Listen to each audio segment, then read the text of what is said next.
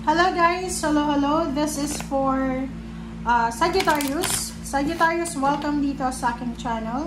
Kapalaran 888, welcome. Alamin natin Sagittarius kung anong messages, vibration, gabay, energy para sa inyong lahat. Sagittarius.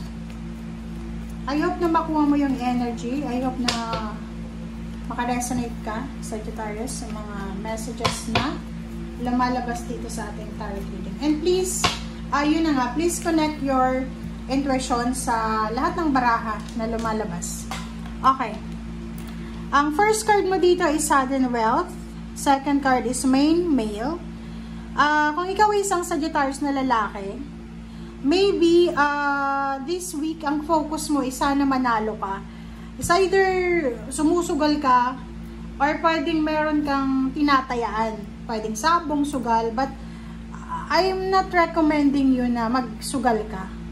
But this one is Sudden Wealth. Meron dito na Sagittarius na posibleng nagbabaka sakali siya na manalo siya sa kung ano man na sugal or ano man yan na pinaplano niya na gawin para magkapera.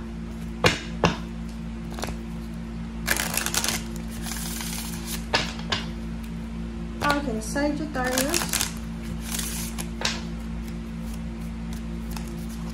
Okay, passion. This is your energy, and promise. Ang nakikita ko sa'yo dito, meron din na Sagittarius na punong-puno ng passion and fire sa relationship nila. So, maybe this is new relationship or maybe a couple na siya. Nakikita ko yung sobra-sobrang pagmamahal nila sa bawat isa. Maybe they are celebrating a wedding anniversaries, mansary, or ano man yan na celebration.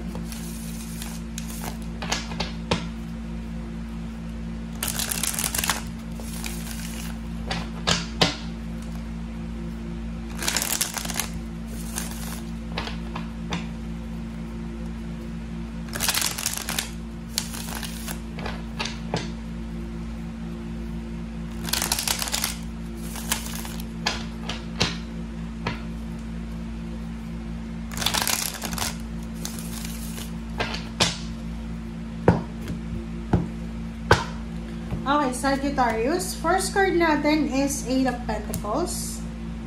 Second is 6 of Cups, sorry. Next is the Sun.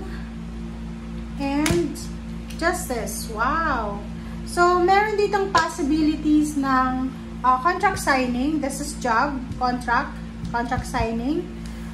There's a celebration of wedding, like wedding anniversaries, or kung ano man siya. Kung may kaso ka na pinaglalaban, isa sa mga selebrasyon na isa-celebrate mo because you won, diba? Nanalo ka.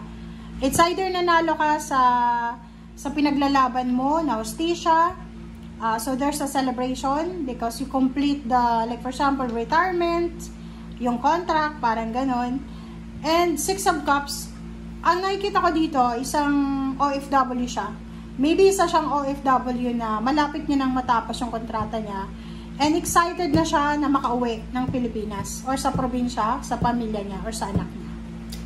Wow! Sagittarius.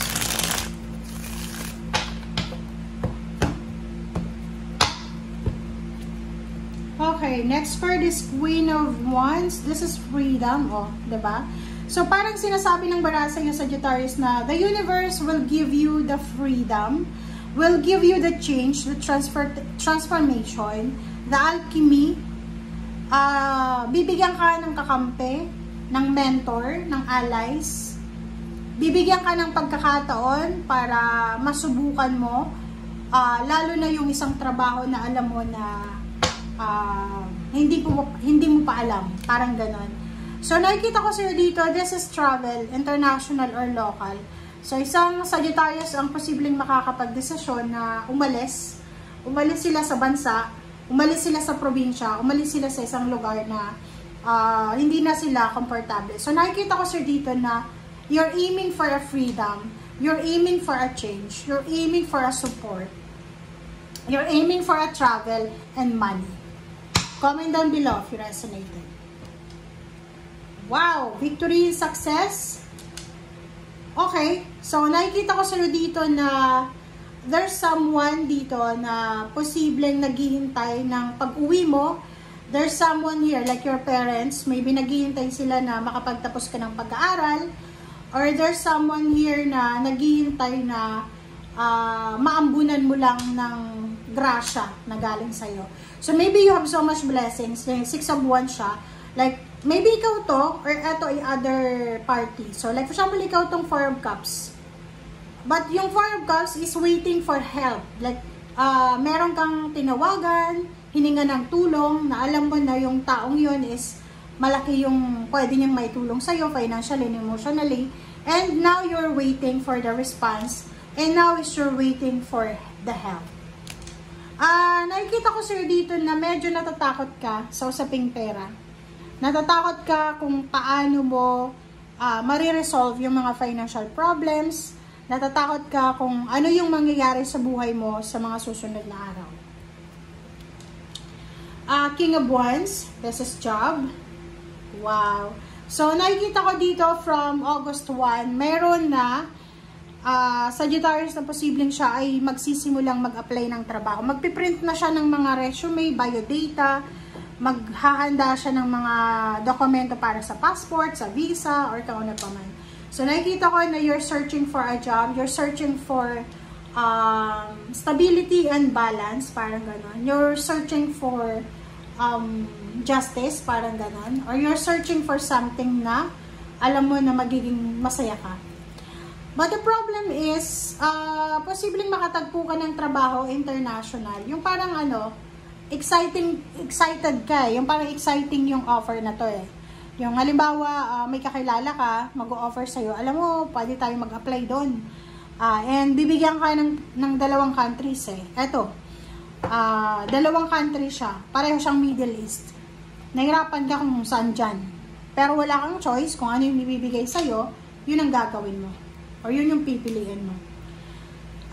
Nakikita ko sa'yo dito na may isa kang direksyon na hindi mo masyadong binibigyan ng pansin. Yung parang ini-ignore mo. And sinasabi ng baraha sa'yo dito na kung ano man ito na hindi mo masyadong binibigyan ng pansin, na pwedeng maging source of income. Like for example, mayroon kang talent. Like marunong kang sumayaw, kumanta, mag-play ng piano, ng instrument.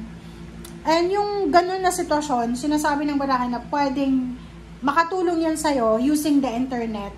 Diba, mag-create ka ng page, gawa ka ng mag-play ka ng piano mo, kumanta ka, sumayaw ka, malay mo may makagusto doon, diba? So, magkagusto doon, so pwede kang maging nagre-reels, diba?